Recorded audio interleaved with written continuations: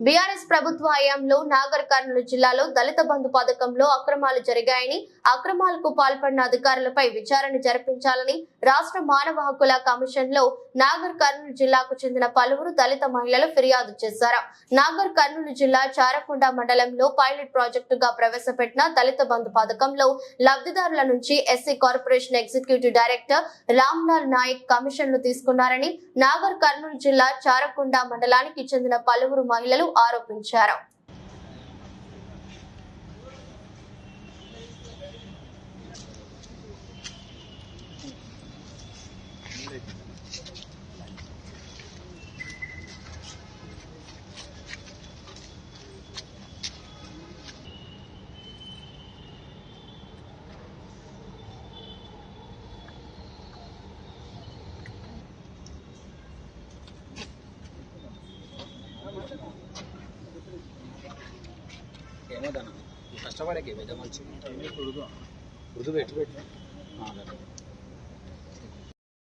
నాగర్ కర్నూలు జిల్లా SC corporation ED executive Ramlal పై complaint ఇవ్వడానికి వచ్చాం మేము ఇక్కడికి.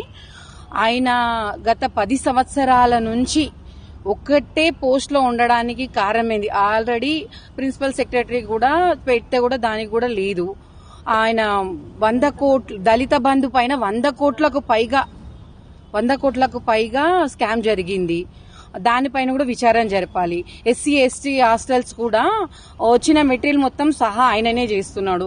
ఆయనకి మరి 10 సంవత్సరాలలో ఇన్ని 100 కోట్ల ఆస్తులు ఎక్కడ వచ్చినాయి, ఎక్కడ ఫంక్షన్ హాల్స్ ఉన్నాయి, ఎక్కడ పెట్రోల్ బంకులు ఉన్నాయి, ఇవన్నిటికీ విచారణ జరపాలి. ఏసీబీ విచారణ జరిపించాలని కోరుకుంటున్నాము. ఈయన ఏది చేసినా గానీ నాకేం పట్టలేదు, నాకేం తెలియదు, నన్ను ఎవడు ఏం చేయలేదు అన్న ఒక ఉద్దేశంతో ఉన్నాడు. మరి అవన్నీ చూసుకుంటే ముందు వేస్తే మాత్రం ఆయనకి చాలా ఇబ్బంది అవుతుంది. పోను ఇవన్నిటికీ ఆయన విచారణకి హాజరై అన్ని ముందుకు వచ్చి ఆయన అన్ని సబ్జెక్ట్స్ కి క్లారిటీ ఇస్తే బాగుంటుంది. లేకపోతే దీన్ని పెద్ద ఎత్తున తీసుకెళ్లడానికి కూడా మేము రెడీగా ఉన్నాము. దళిత బంధు వచ్చేసి దాదాపు అది ఎవరికి వచ్చింది ఎవరికి రాలే కాదు. వాడు ఒకడు పాపం లేనోడు దళిత బంధు గవర్నమెంట్ లాస్ట్ తెలంగాణ ప్రభుత్వంలో ఏ దళిత బంధు అని స్కీమ్ పెట్టిండ్రో ఉన్నోళ్ళందరూ అప్లై చేసిరు. వచ్చిన వాళ్ళ దాంట్లో ప్రతి ఒక్క దాంట్లో కమిషన్స్. ఆ కమిషన్స్ వల్లనే ఆయన మొత్తం ఫ్యామిలీ ఒక 10 తరాలు కూర్చొని తినేంత ఆస్తి సంపాదించుకున్నాడు ఆయన.